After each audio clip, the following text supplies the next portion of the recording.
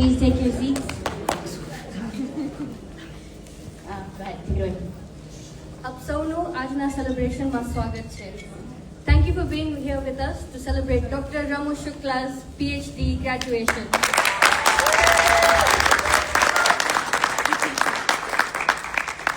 જ્યારથી અમે નાના હતા દાદીમાએ અમને શીખવાડ્યું છે એમના શબ્દ અને એમના એક્શન્સથી જે કરો એ દિલથી કરો અને એજ્યુકેશનનું ખૂબ importance.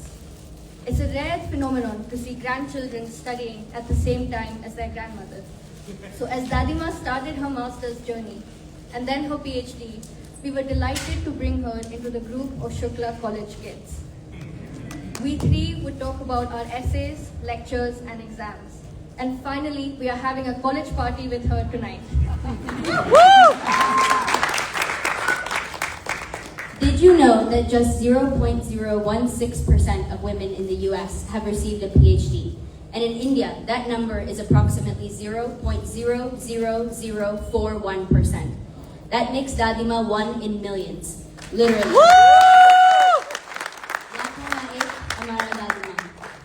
This is a very special occasion, and we are so proud as granddaughters to be able to be here to celebrate this achievement. Over the last 4 years, her exploration, philosophy, and analysis on Shunya Pai have been the talk of our Sunday family calls. On today's program, first we will hear from Dadima's PhD guide, Yogendra sir.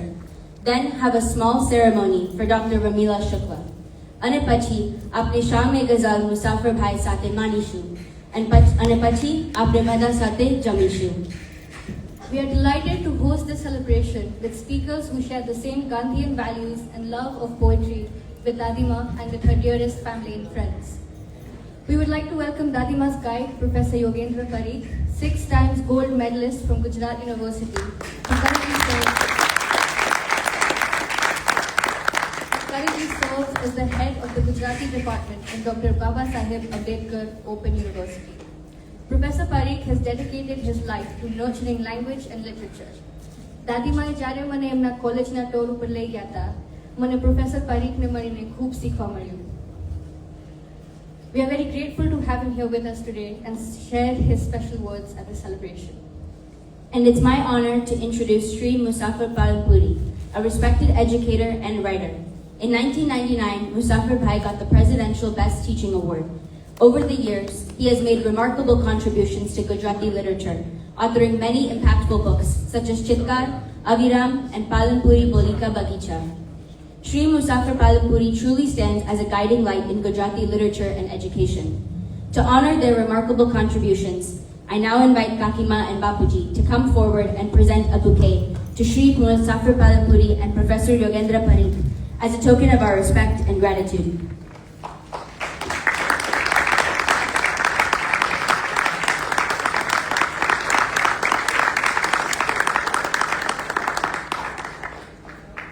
We would now like to invite Professor Yogendra Parikh to share a few words with us. Sir, please come ahead. Sir, બેસીને આવશે કે બોલ હા Mike આપ caller Mike કેટલી minute આપણે જે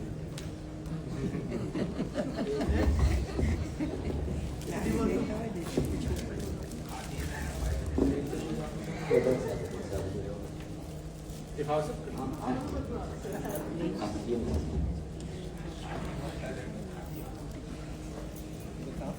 ચાલુ છે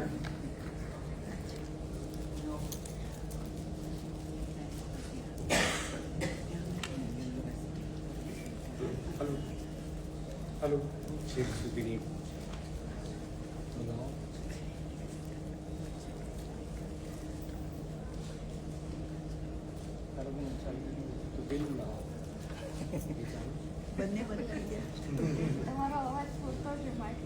ના ના ના ના ના ત્યાં પાછળ સુધી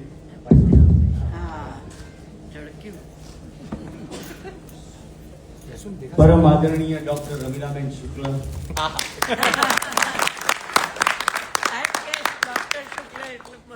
કદાચ પહેલી વાર આ રીતે કોઈ સમારંભમાં આ સંબોધન આપને થઈ રહ્યું છે અને મારી શુભેચ્છાઓ છે કે સવાસો રમીલાબેન આપણે ઉજવીએ ત્યારે એમનું 125મું વર્ષ, ત્યારે પણ એ સંબોધન કરવા હું હયાત હોઉં એવી એમની આશીર્વાદ માંગુ. શુક્લ પરિવાર, શ્રી મુસાફિર પાલનપુરી સાહેબ, પાલનપુરના મિત્રો, અદિતિબેન, બધા ઘણા ગણમાન્ય અતિથિઓ આવ્યા છે. હંસાબેન,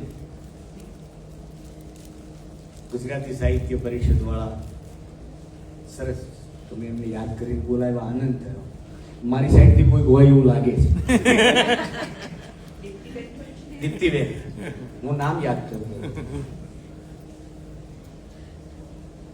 પહેલી વખત એવું થાય છે કે શું બોલવું કઈ સૂચતું નથી.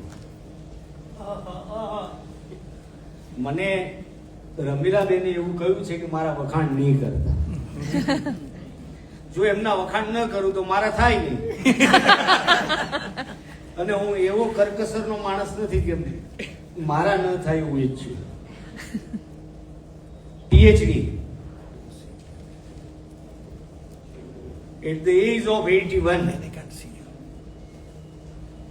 મુસાફિર સાહેબ,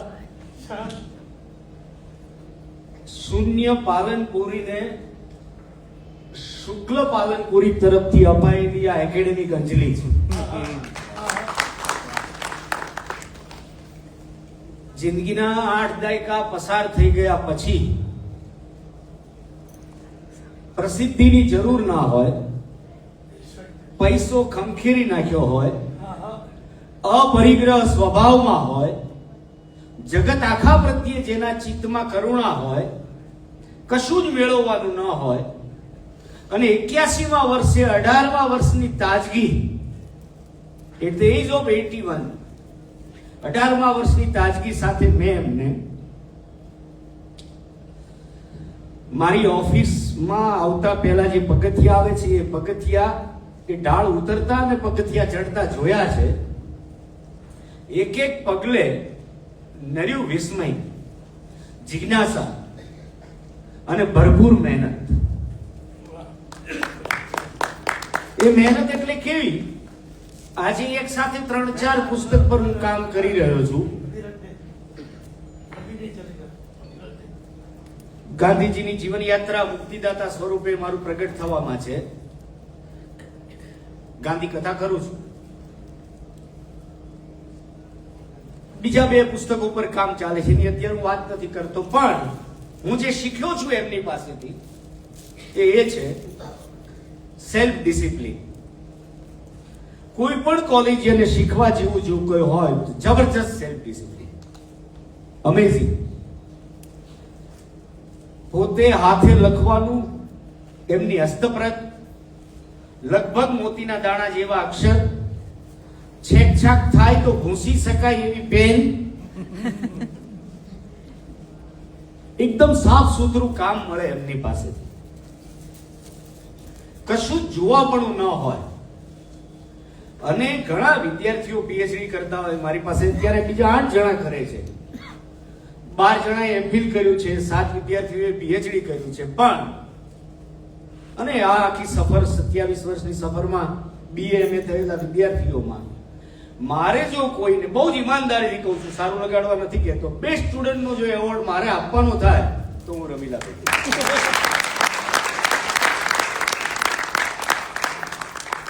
પૂરી શિસ્તથી એમણે કામ કર્યું છે. ગુજરાતીમાં ગઝલ વિશે ઘણું કામ થયું છે. શૂન્ય સાહેબ વિશે પણ ઘણાએ લખ્યું છે. પણ મોટે ભાગે શેર, શાયરી, સભારંજની જેમ મુશાયરો હોય એમ PhD કક્ષાના શોધ કાર્ય પણ મોટે ભાગે એવા રોમેન્ટિસિઝમમાં થયા છે. શાયરીનું અર્થઘટન થાય, વાત પતી જાય. જુલ્ફ કેરા વળસમી ભાગ્યની ગૂંચો બધી, માત્ર એને યત્ન કેરી કાંસકી જ ઓળી શકે. એ યત્ન કેરી કાંસકી એમને ક્યારે હાથ લાગી ગઈ ખબર અને એમણે જે કામ કર્યું એ આ ઉંમરે જે કામ છે ને, એમની જીવન સંધ્યા એમણે ઉજાડી છે. એ કયા અર્થમાં? આ સંન્યસ્ત આશ્રમ જે કહીએ એ સંન્યસ્ત, એ સંન્યસ્ત આશ્રમમાં વિદ્યા સાધના થાય. અદિતિબેન એ કેવી કે શૂન્યની ગઝલમાં શું મળે, કે કવિતામાં શું હોય? કવિ કવિતામાં કેવો ચમત્કાર કરે. શૂન્ય જેવા ગઝલકારની ગઝલ એ આ જગતના મંચ પર કવિનું મૌન છે. એ કવિના મૌનને સાંભળવા માટેના સર્વા કાન રમીલાબેન પાસે છે. કવિ કેટલા વિષય વસ્તુઓને સ્પર્શે. આમ તો ગઝલ જેવા સ્વરૂપ માટે કહેવાયું છે કે એ પ્રણય એનો કેન્દ્રસ્થ ભાવ હોય. જ્યારે જગતમાં ગઝલની શરૂઆત થઈ હશે, પ્રથમ પ્રણયની રજૂઆત થઈ હશે, એ પ્રકારનો શેર છે. પણ પ્રેમ, લૌકિક પ્રેમ, ઇશ્કે મિજાજી, ઇશ્કે હકીકી. અને કવિ કેવો? શૂન્ય જેવા કવિ હોય તો ખુદા સાથે પણ ક્યારે એનો મુકાબલો થઈ જાય, બાદ ભીડે, એ નક્કી નહીં. આ બધી વસ્તુને પામવા માટેનું ચિત્ત જે જોઈએ, એ ચિત્ત અને અભ્યાસ નિષ્ઠા. કારણ કે આવા સર્જક પાસેથી ચિંતન મળે. ચિંતન એટલે કેવું? ખોખલું ચિંતન નહીં. મોટે ભાગે ભારતીય ફિલસૂફીમાં પરંપરાગત ધર્મ દર્શનની આખી આપણી દર્શન શાસ્ત્રોમાં જીવ, શિવ અને જગત, આ ત્રણ ધરી પર આખું ચિંતન ચાલતું હોય છે. જીવ, મનુષ્ય આ જગતમાં, અને નિયામક શિવ. આ ત્રિધરી વ્યાપાર છે આસ્થાનો. આસ્તિક દર્શનો જે છે આ ત્રણ પર ચાલે છે. મોક્ષની કામના વગેરે, જૈનિઝમ, લાંબી વાતો છે, આપણે એમાં નથી જતા. પણ જવાનું ક્યાં છે કે આ બધી વસ્તુઓને શાયરીમાં નિચોવીને આપનારા શાયર શૂન્યને ઓળખવા માટે એમણે સમકાલીન ગઝલકારોનો પણ અભ્યાસ કર્યો છે. કોઈ ગઝલકાર કિમિયાગ્રસ્ત ધક્કામુક્કીથી ઘૂસી ગયા હોય ચિંતનના પ્રદેશમાં, તો એમણે તર્કથી એ પકડી શક્યા છે કે આમાં વજન નથી. મેં એમને વાંચ્યા છે એટલે કહી શકું છું આટલું, બાકી મને બહુ આવડતું નથી. મારું પણ ઘડતર થયું છે. એમણે સુફીઝમને પણ પકડ્યું છે, સુફીવાદ. રમીલાબેનને ખબર છે કે આઈ એમ એન ઓલમાઇટી કહેવાય અંગ્રેજીમાં, અનલ હક કહેવાય, અને અહમ બ્રહ્માસ્મિ કહેવાય. આ ત્રણ સમાનાર્થી ભાવોને ઉપનિષદીય તત્વજ્ઞાનમાંથી ક્યાંક શૂન્ય પાલનપુરીમાં જોયા છે. બધી જ વસ્તુઓને એમણે ભારતીય દર્શન, લૌકિક ચિંતન, લૌકિક અને અલૌકિકની ગલીઓમાં એમણે અભ્યાસપૂર્વક સફર કરી છે. અને સૌથી મોટો ફાયદો એમને એ થયો છે, લાભ એ મળ્યો છે, એ યોગાનુયોગ છે. અને એ સુંદર એક અકસ્માત કે પોતે પાલનપુરના કવિ પરિચિત, અને પોતે એ યુગના. આ એવી પેઢીના અભ્યાસી વિદ્યાર્થી છે, એક શોધાર્થી છે કે એમણે ગાંધી યુગના સંસ્કારને ઝીલ્યા છે. જૈનિઝમને તો સમજે જ છે, એ બહુ સ્વાભાવિક છે. પણ અરબી, ફારસી, ઉર્દુમાં લખાતી ગઝલના ગુજરાતી અવતારને પણ એમણે એમના અભ્યાસના પાલવથી છાંયો આપ્યો છે. એ જોઈ શક્યા છે આખી વાત. એટલે આ લખતા લખાઈ જાય એવું કામ નથી કે ભાઈ ચાલો થોડીક ગઝલ આ બાજુ પાડીએ, થોડીક આ બાજુ ચાળી નાખીએ, થોડીક આ બાજુ ચાળી નાખીએ. એવું વર્ગીકરણ, સરળીકરણ નથી. Not an easy. બહુ જ નિરાંતે એમણે કામ કર્યું છે. એમના સંદર્ભ પુસ્તકોની યાદી જોઈએ તો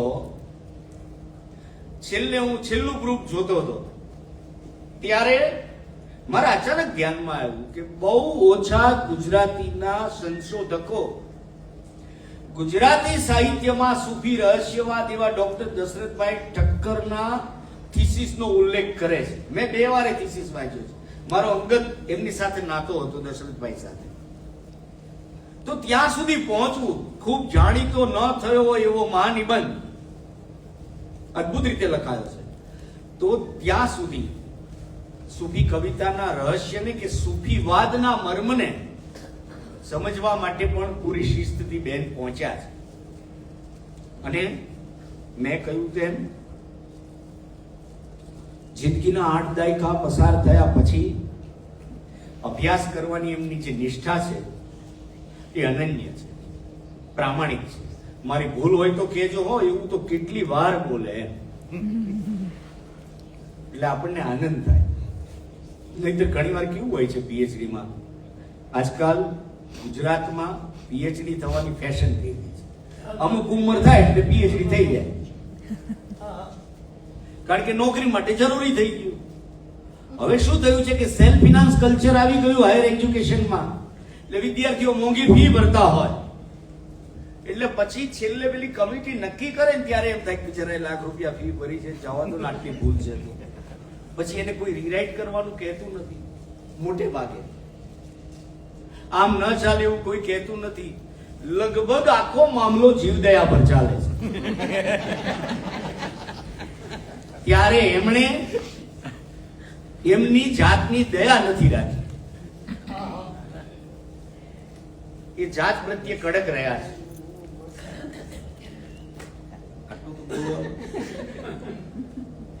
એટલે મને બહુ આનંદ છે.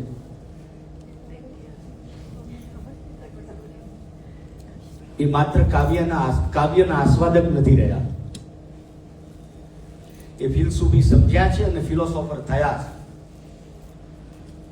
ડોક્ટર ઓફ ફિલોસોફી કહીએ ત્યારે એ સાચા અર્થમાં ફિલોસોફર થયા છે, સાચા અર્થમાં ચિંતક થયા છે, સાચા અર્થમાં આસ્વાદક થયા છે. એમણે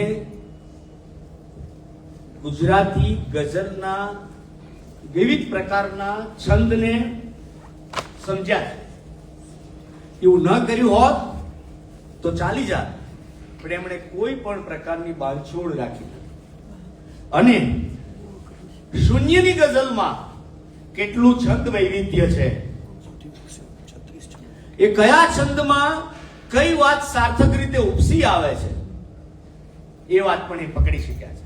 આજે સવારે બહુ સ્વાભાવિક રીતે અમારે ત્યાં કોન્વોકેશન દરમિયાન વાત નીકળી એમ કે ભાઈ પીએચડી થયા પછી એની ઉપયોગિતા શું? તો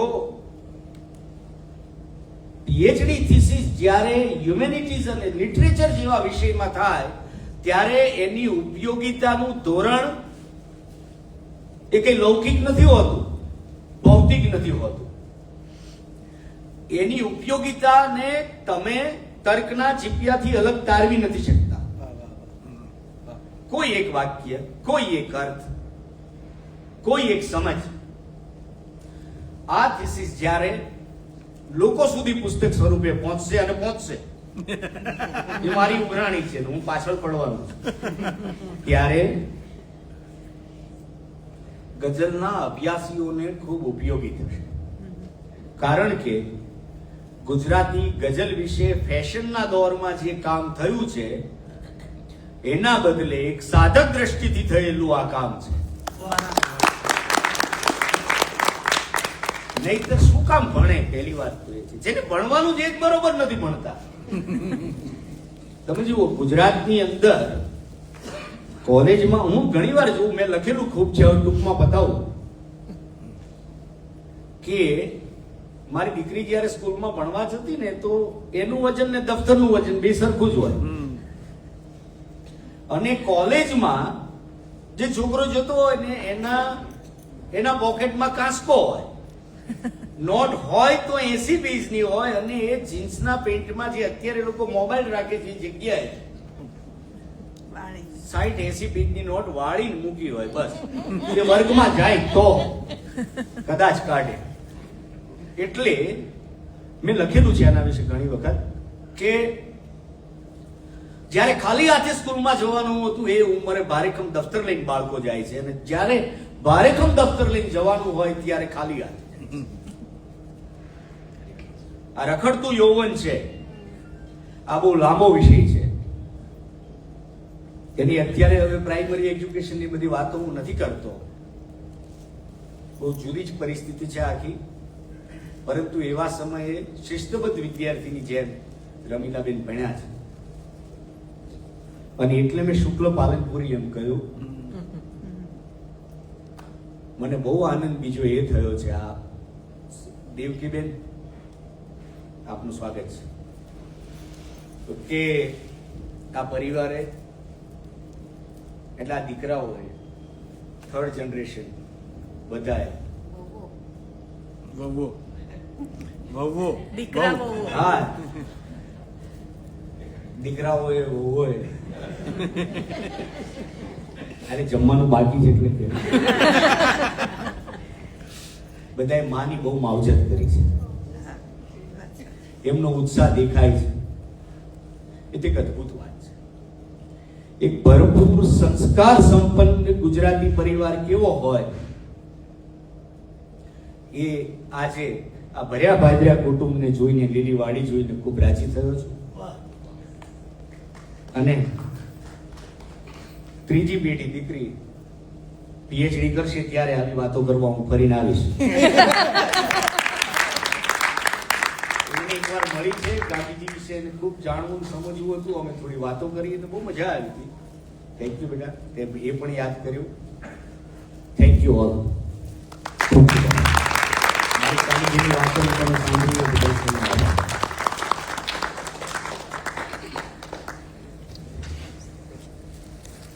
Thank you so much, Professor Yogendra Parikh, for all of your words. Can we get one more round of applause, please?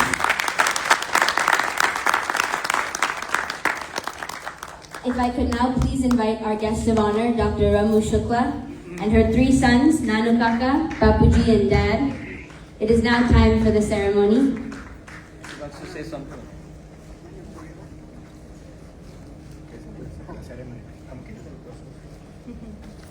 Sir તમે અહીંયા આવી જાઓ મને જોઈશે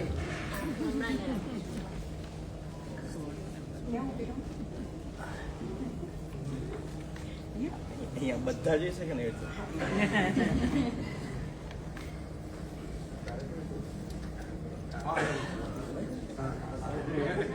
અમે એટલે એવું સમજી લીધું એક જ નામ અમને ready ready ready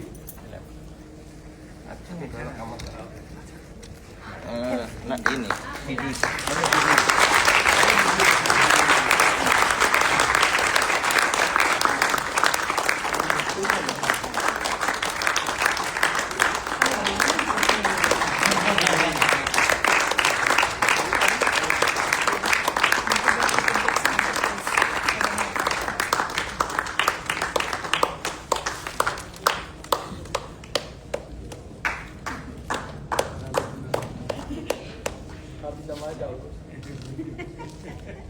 We should have practiced this a little more.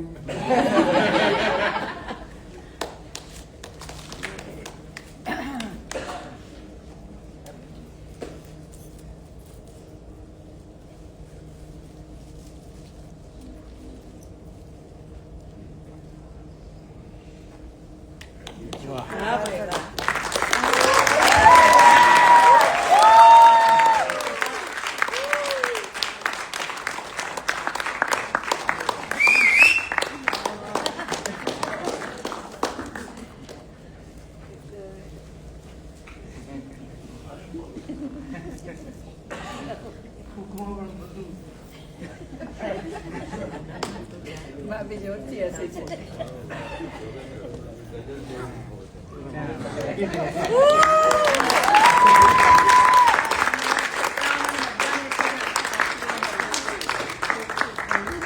સાજા સારા અને ડાયા ડમરા છેલ્લું બરોબર હતું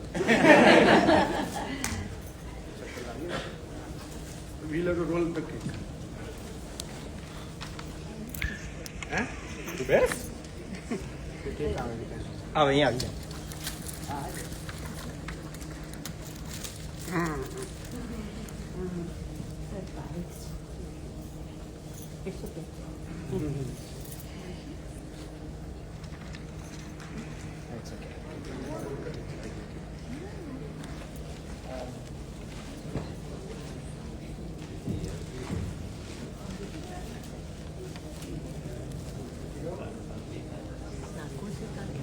ના એક જ મિનિટ આમ ઉછાળવાની Mama, one more time for Rene.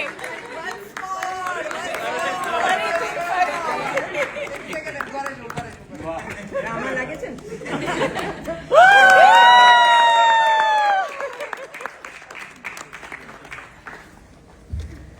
So cool. Your age, your dream.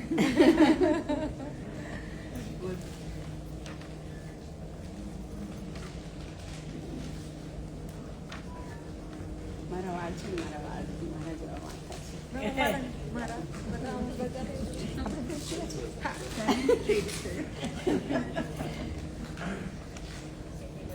ખૂબ સરસ કર્યું દીકરીને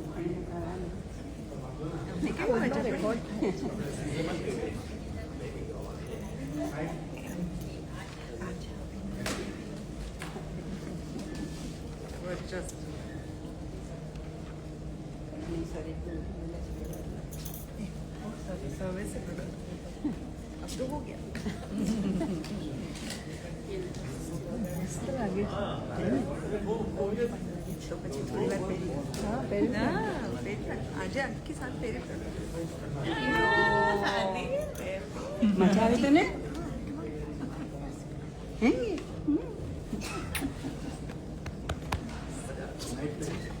આ લમનો નાનો મારા નાનાનો નાનો આવી આ ક્યાંક કરી પડશે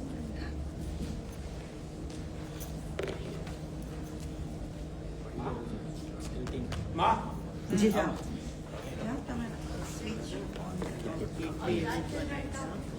આદિ the youngest આદિ અદિતિ Vyom.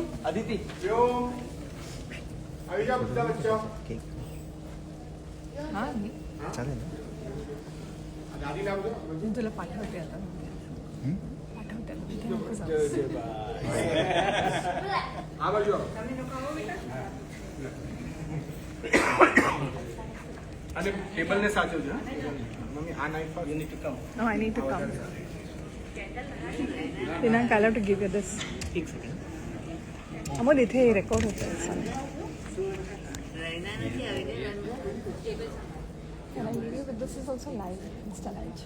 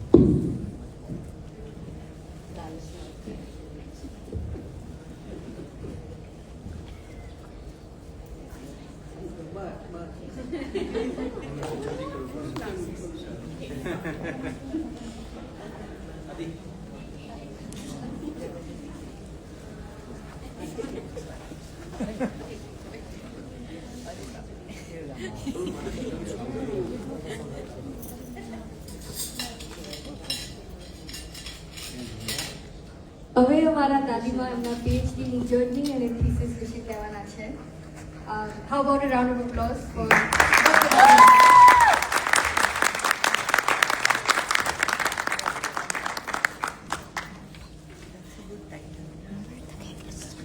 અને માં થોડું પાણી જોઈએ છે પાણી છે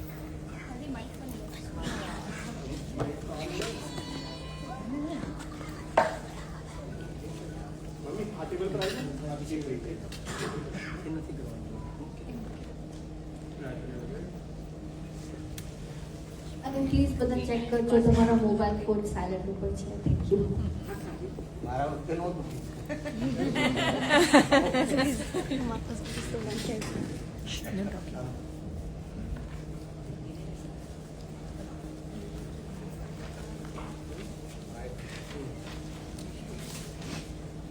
ખરેખર તો યોગેન્દ્રભાઈએ એટલું બધું કીધું છે ને. કેમ? ચાલશે ને? કે મને ડર લાગે છે તમારા લોકોની અપેક્ષા બહુ હશે ને એવું કઈ છે નહીં.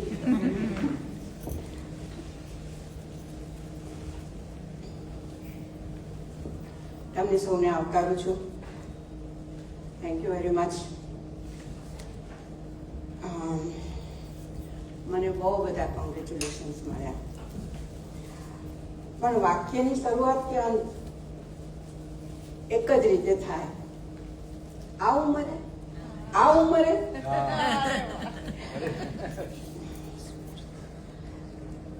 સ્વીકાર છો.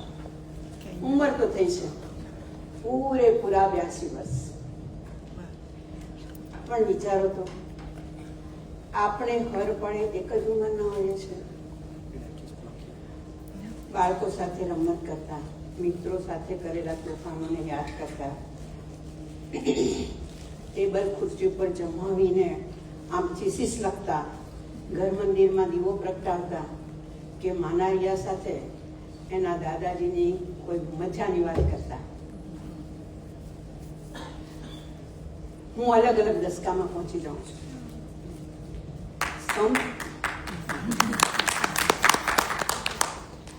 સમયની પાળ કૂદવાની આ તાકાત મમતા, મૈત્રી, અભ્યાસ, પ્રીતિ, ભક્તિભાવની, કહો કે પ્રેમની છે, કહો કે ગઝલની છે.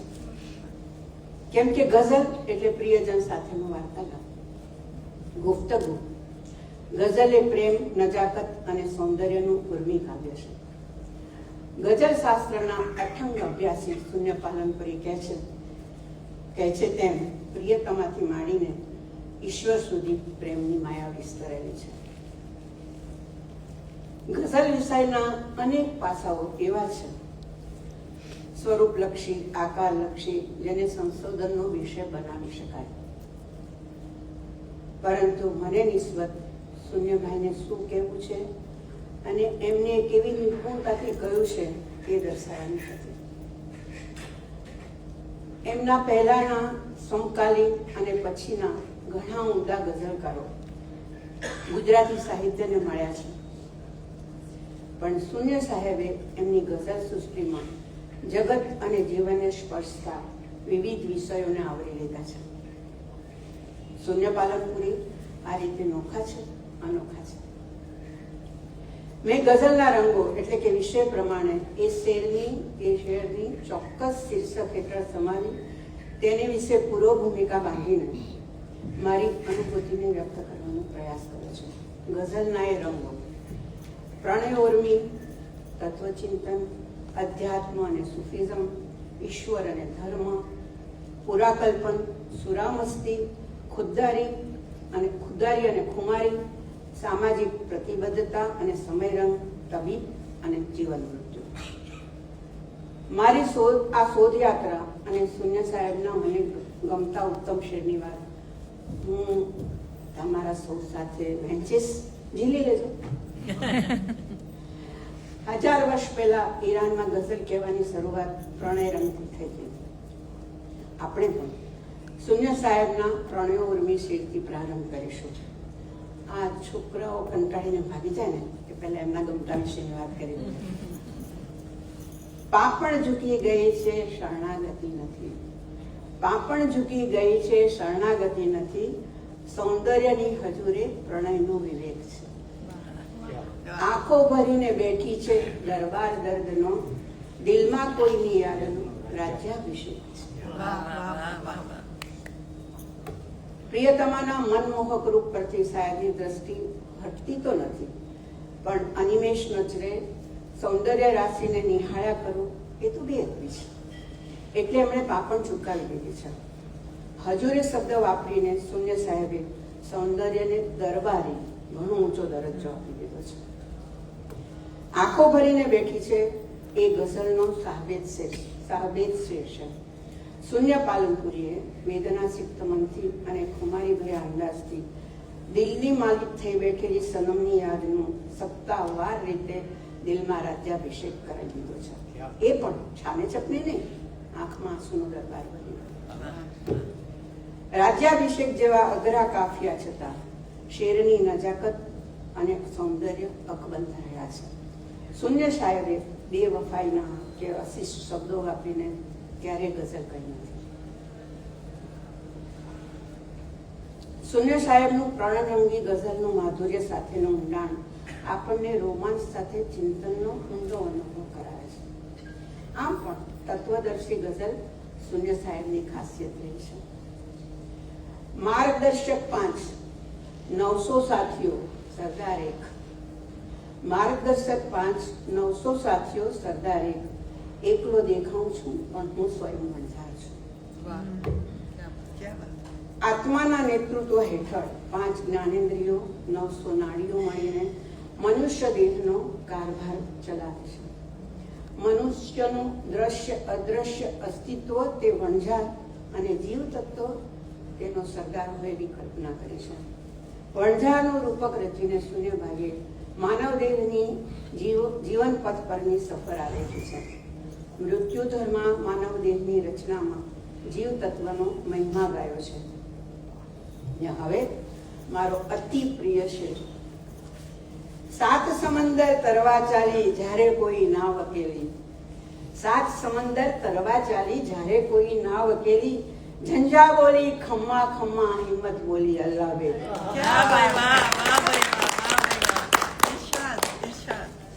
લખ્યું છે એટલું સરસ, મારે બહુ મહેનત નહીં કરી. છંદ પસંદગી અને શબ્દ માધુર્યથી આ શેરમાં જળની પ્રવાહિતા આવી છે. સમંદર મોજાની જળ ઉતર પર તરતી નાવડી અને સાહસિક નાવિકનું જીવન શબ્દ ચિત્ર ઉભું થયું છે. વિરલ પ્રતિભાઓ એકલા દુર્ગમ રાહ પર અલ્લાહ બેરી કઈ નીકળી પડે ત્યારે પ્રકૃતિ અને સમસ્તી એમને સાથ અને આશીર્વાદ આપી દે છે. આ પીએચડી કરવાનો મારો નિર્ણય પણ 7 સમંદરમાં ઝંપલાવા જેવો જ હતો. એન્ટ્રન્સ એક્ઝામમાં 50 માર્કના કોમ્પ્યુટરને લગતા પ્રશ્નો મેં ટ્યુશન રાખ્યું હતું. આ જિજ્ઞેશભાઈએ ટીચર મોકલી આપ્યા હતા. કોમ્પ્યુટર તો ખાસ ના આવડે પણ પાસ થઈ ગયું. પછી યોગેન્દ્રભાઈ સાથે થીસીસની રૂપરેખા નક્કી કરી ને મારી યાત્રા શરૂ થઈ. શરૂઆતના 1-2 અનુભવો થોડા અલગ થયા. તેમાંય તે મારું પહેલું પ્રકરણ યોગેન્દ્રભાઈએ 1 મિનિટમાં જ જોઈને રિજેક્ટ કર્યું. આવી એક્ટિંગ નહોતી. આવી જતી સર બેઠા આમ આપી દીધું. પછી મોટું મસ્ત પુસ્તક પકડાવ્યું. બસ આજ તો માર્ગદર્શન હતું. સરનો વધુ પરિચય થયો અને પુસ્તકોનો સાથ મળ્યો. પછી મને ત્રીજા કોઈ માર્ગદર્શનની જરૂર રહી.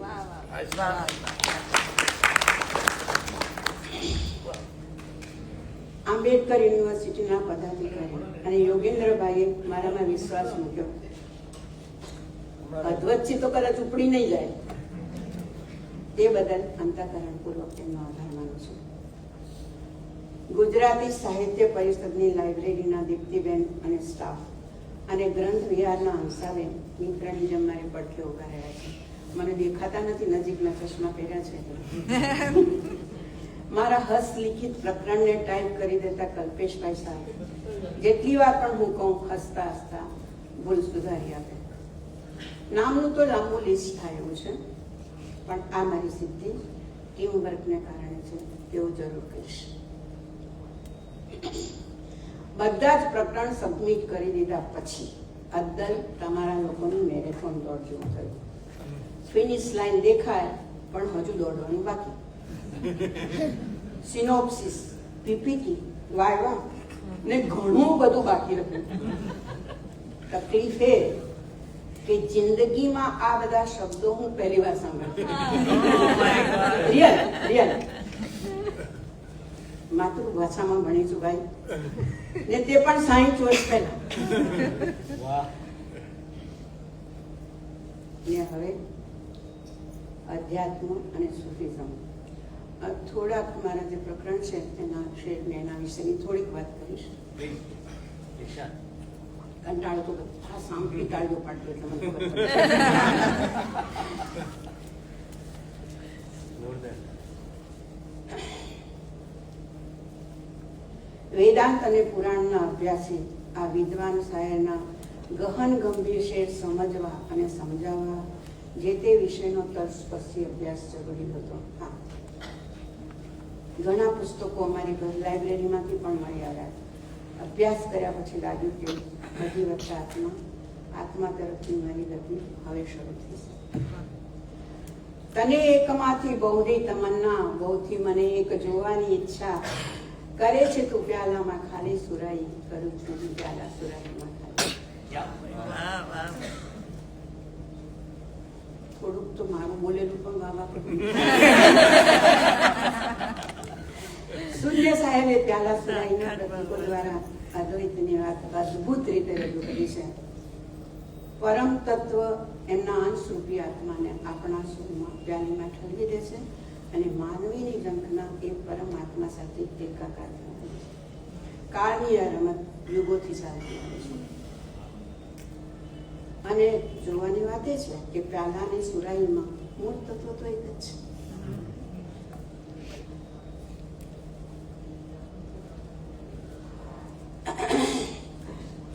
ઉર્દુમાં ગઝલ લખતા ભાઈ અલી ખાનને, શૂન્ય પાલનપુરીનું નામ છે અલી ખાન, ઉર્દુમાં ગઝલ લખતા ભાઈ અલી ખાનને ગુજરાતી ગઝલમાં લખવાનું વિઝન અને શૂન્ય તખલ્લુસ ઘાયલ સાહેબે આપ્યું હતું. શૂન્ય ઉપનામ અલી ખાને તત્ક્ષણ સ્વીકાર્યું કેમ કે ઉર્દુ ગઝલ સર્જનમાં અલી ખાને તખલ્લુસ રાખ્યું હતું અઝલ. ઇસ્લામિક ફિલોસોફી પ્રમાણે જન્મ પહેલાનું શૂન્ય તે અઝલ અને મૃત્યુ પછીનું શૂન્ય તે અબદ. આ બે શૂન્ય વચ્ચેનું જીવન તે માનવ અસ્તિત્વ. હવે આ દ્રષ્ટિવંત સર્જકનો અનુપમ શેર સાંભળો.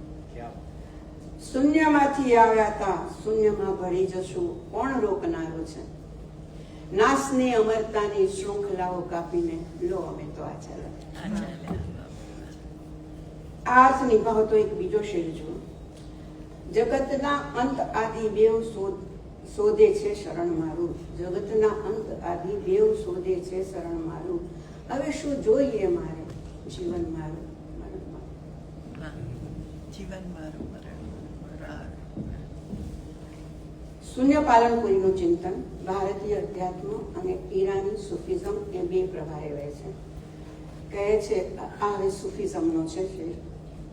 હું અગર ખોવાઈ જાઉં ખુદ બ ખુદની ખોજમાં, છે ફક્ત એક જ ખુદા જે મને ખોળી શકે. આત્માની ખોજમાં ખોવાઈ જાઓ તો માત્ર પરમાત્મા જ તમને શોધી શકે. અદ્ભુત સુફિયાના ખ્યાલ. હવે ઈશ્વર અને ધર્મ. પ્રાથમિક શાળામાં અમે સવારે પલાંઠી મારીને આંખો સજ્જડ બંધ કરીને જોરશોરથી ગાતા હતા. મને કોને પરમેશ્વર કેવા હશે, કેવા હશે ને ક્યાં રહેતા હશે, મને કોને પરમેશ્વર કેવા હશે. એવું નથી લાગતું કે આ કોલ્લો શાશ્વત છે.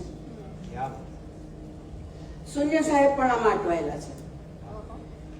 એટલે એમની ગઝલોમાં પરમ શક્તિ તરફનો સમર્પણ ભાવ, સખા ભાવ, વિદ્રોહ અને ઈશ્વરના અસ્તિત્વ સામેનો સંદેહ પણ જોવા મળે છે.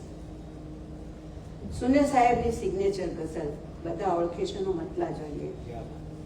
પરિચય છે મંદિરમાં દેવોને મારો અને મસ્જિદોમાં ખુદા ઓળખે છે.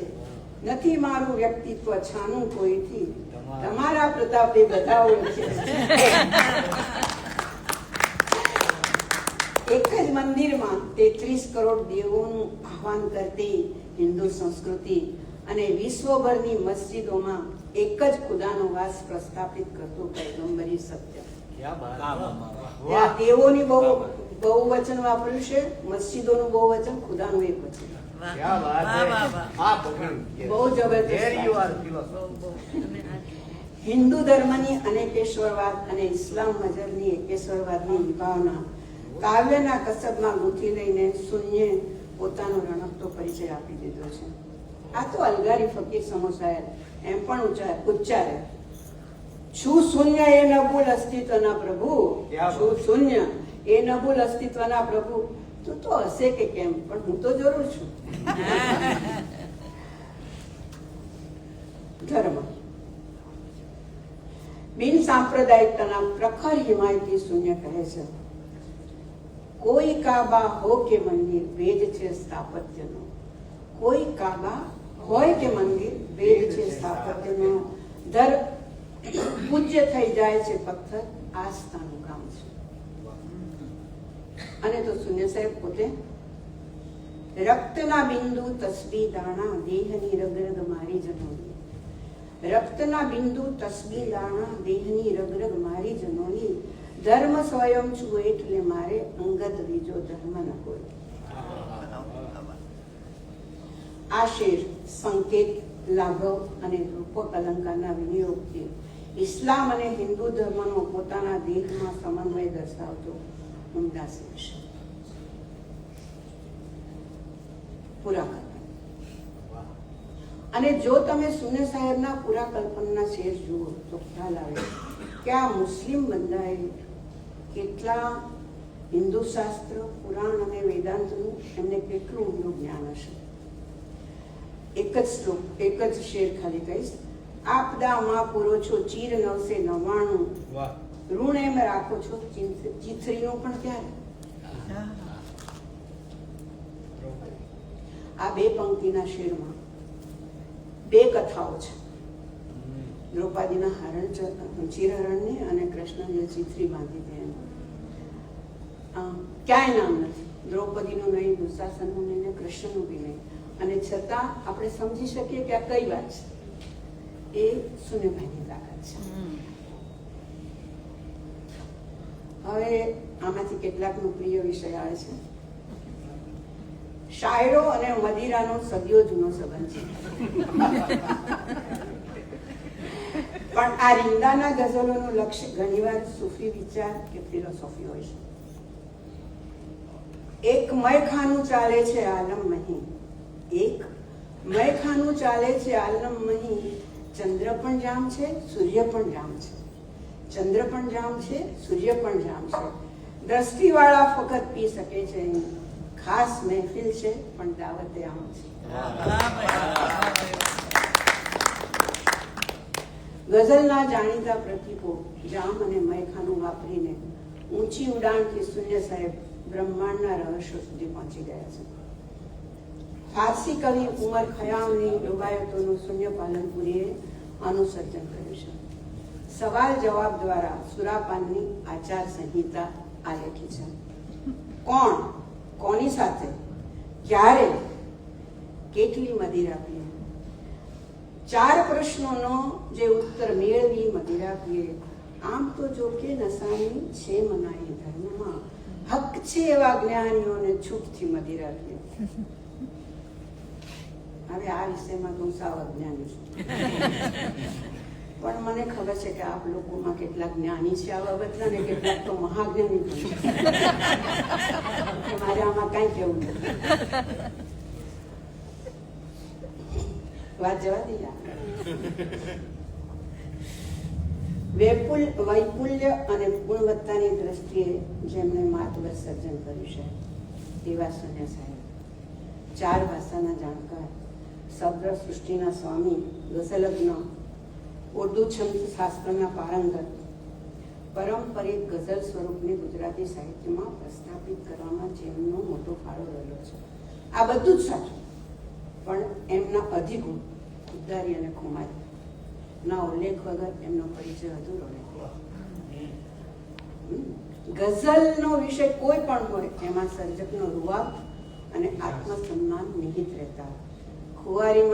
ખુમારી અને મુશ્કેલીમાં મસ્ત મિજાજ એટલે શૂન્ય પાલન. કહે છે બંદગી હો કે ગઝલ ક્યાંય લાચારી નથી. બંદગી હો કે ગઝલ ક્યાંય લાચારી નથી. કોઈની પણ એમ ખુદાઈ મેં સ્વીકારી નથી. એટલે તો કાળ સામે છું અડીખમ આજ પણ. એટલે તો કાળ સામે છું અડીખમ આજ પણ. બાજીઓ હારી હશે હિંમત હજુ હારી નથી. વાહ વાહ વાહ થોડું મારું ગોતવું પડશે.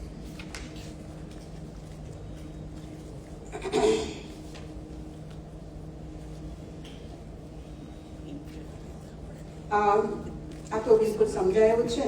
તરી મુશાયરાનો એક પ્રસંગ કહું તો ત્યારે એવો મુશાયરો થતો કે આગળથી એક મિશ્રા કે આપી દે તમને અને એના ઉપર જ તમારે ગઝલ લખવાની હોય. સૈદા સાહેબના એક મિશ્રા ઉપર ગઝલ કહેવાની હતી.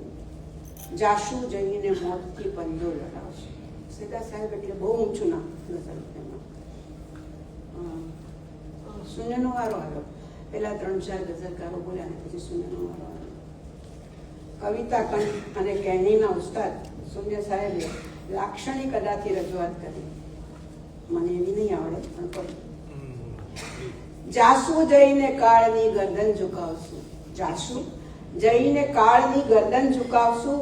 સંસાર પરથી જુલ્મની હસ્તી મિટાવશું. કમજોરથી અમે નથી કરતા મુકાબલો. કમજોરથી અમે નથી કરતા મુકાબલો. કોણે કહ્યું કે મોતથી પંજો લડાવશું? આ શૂન્ય પાલનપુરીનો અસલી મિજાજ છે. એ જ સાચી ઓળખ છે. જીવનભર આત્મસન્માન જાળવીને રહ્યા એટલે જ એમની રચનાઓમાં ભાષાકીય શૌર્ય શક્ય છે. હવે સમયરંગની વાત કરું તો આઝાદીની લડત સમયે એમના ગીતો પ્રભાત ફેરીમાં ગવાતા. આઝાદી મળી ત્યાં સુધી એમનું નામ પેલા CIDમાં અને પોલીસમાં લખાયેલું હતું કે આ ભાઈ બરોબર નથી. આઝાદી પછીના સમયની સંવેદનાનો પડઘો એમની નઝમ ગીત ગરબામાં જોવા મળે છે. તો કોમી રમખાણોની ઝેરીલી આબોહવાથી વ્યથિત શૂન્યએ એમની લાગણી ગઝલ અને મુક્તકમાં વ્યક્ત કરી છે. ગાંધીજીને યાદ કરી શૂન્ય દેશના ભાવિ વિશે શંકા વ્યક્ત કરે છે. ઉદ્યાન સલામત રહી જશે એ વાતમાં કોઈ સાર નથી. ઉદ્યાન સલામત રહી જશે એ વાતમાં કોઈ સાર નથી. એ સર્જક માળીઓ ઓર હતો, આ રક્ષક માળીઓ છે. 1962માં થયેલા ચીની આક્રમણ વખતનું એમનું ગીત. ત્યારે આમ આપણે પેલું યુદ્ધ ચાલતું ને ગવર્મેન્ટ એવું કે ભાઈ તમે બધા એવા ગીતો લખો કે આ લોકોને પાનો ચડે ને બધા ભસોડે. એમાં સુનિયાભાઈ પોતે જ વાત કરતા. મેં એ બેઠકમાં હું હતી એટલે કે કોઈ ઉભા થઈને જાગને બાદર ગુંગ્યો વાગ્યો ગામને બાદર એવા બધા ગીતો શરૂ થયા. એમાં સુનિયાભાઈ ઉભા થયા અને પહેલેથી કે માફ કરજો ગીત મારા કાયરો માટે નથી. માફ કરજો ગીત મારા કાયરો માટે નથી. ક્યાં ગયા એ ગાંડીઓ ને એ ગદાઓ ક્યાં ગઈ? કાળજા કંપાવતી રણગર્જનાઓ ક્યાં ગઈ? લાંબુ ગીત છે પણ છેલ્લે સુનેભાઈ એવું કહે છે કે જ્યારે તમે લડીને આવો ને અને ધારો કે ત્યાં તમે શહીદ થાવ તો મરસિયા ગામમાં બોલાવો. બહુ સુંદર લખ્યું છે. શૂન્ય સાહેબ એમના બુલંદ અને ભાવવાહી અવાજે જ્યારે આ ગીત રજૂ કરે તો લોકોના રૂવાડા ઉભા થઈ ગયા. મારા પણ થઈ ગયા. સુનિલ સાહેબ એક રીતે આ બધા એમના સમકાલીન ને ગુજરાતી ગઝલકારોથી જુદા ઘણી બાબતમાં પડે છે પણ આ બાબતમાં આપણને ગુજરાતી ગઝલમાં બહુ ડોક્ટર પર એટલે તબીબ પરના બહુ શેર જોવા નથી મળતા. સુનિલ સાહેબે લખ્યા છે. કદાચ એમના ઘરમાં માંદગી વધારે ચાલી કે ગમે તે કારણસર.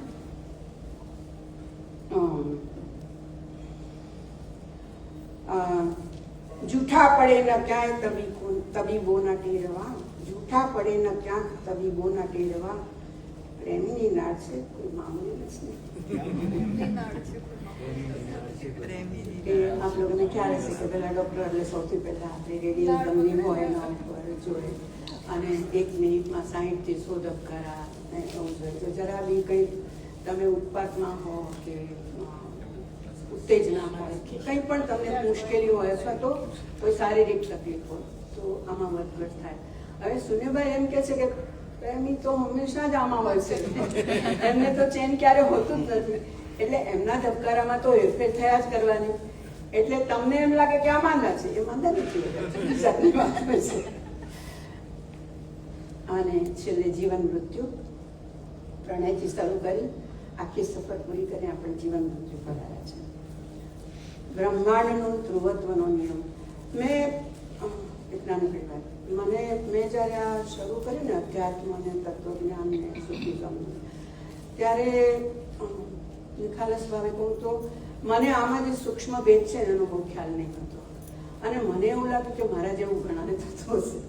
એટલે મેં દરેક પ્રકરણ લખતા પહેલા આખી પૂર્વભૂમિ એ વિષયની જે તે વિષયની પૂર્વ ભૂમિકા લખી છે. એમાં જીવન મૃત્યુનું પણ લખ્યું છે કે બ્રહ્માંડનો ધ્રુવત્વનો નિયમ, ચીનની ઇનયાંગ ફિલોસોફી કે માનવ જીવન સગળું પ્રકૃતિનો એક જ સિદ્ધાંત સમજાવે છે કે વિશ્વમાં નકારાત્મક કે એકબીજાથી વિરોધી કશું જ નથી. સમસ્ત સૃષ્ટિ જળ ચેતન પ્રકાશ અંધકાર જેવા વિરોધી તત્વોથી બનેલી છે, પણ બધા જ બંને એકબીજાનો અંશ ધરાવે છે. આ ઇન યાંગ તમે સિમ્બોલ જોયો ને તેમાં બતાવ્યું છે. એકબીજા પર આધારિત અને પૂરક છે. જીવન રસના સુખમાં દુઃખનું ટીપું અને દુઃખમાં અમી બિંદુનો અનુભવ થતો હોય છે. જીવન મૃત્યુ પણ એક નિકમાં એવા ઉદ્ભવ છે કે બંનેને એક સાથે જ જોવા સમજવા પડે. મેં બધા માને લખ્યું છે, જીવન અને મૃત્યુ નથી લખ્યું, અને નથી લખ્યું છે. જીવન સાહેબના જીવન મૃત્યુ પરના ચિંતનાત્મક શેર જોઈએ. કાળના ઘેરા તિમિરમાં ઝગમગે એ જિંદગી, કાળના ઘેરા તિમિરમાં ઝગમગે એ જિંદગી, આસમાં તૂટી પડે પણ ના ડગે એ જિંદગી. મુસલસલ પ્રકારની આ જિંદગી ગઝલના પ્રત્યેક શેરમાં જિંદગીની અલગ અલગ વ્યાખ્યા આપીને એ જિંદગી તંતુથી જોડવાનું કાર્ય કર્યું છે સુન્ય સાહેબે. અંધારી રાતે ચમકતા તારલા જોઈને સુન્ય સાહેબને ઉલા મિશ્રા લખવાની પ્રેરણા મળી હશે. આસમાં તૂટી પડે રૂઢિપ્રયોગનો વિનિયોગ કરીને મોટી આપત્તિ આવી પડે તો પણ સ્થિરતા જાળવી રાખવાની વાત સચોટ રીતે સુન્ય સાહેબે કરી બતાવી છે. કેમ કે સુન્ય પાલનપુરી માત્ર ગઝલ શાસ્ત્રની જાણકારીમાંથી નહીં પણ જીવનની જાણકારીમાંથી ગઝલ.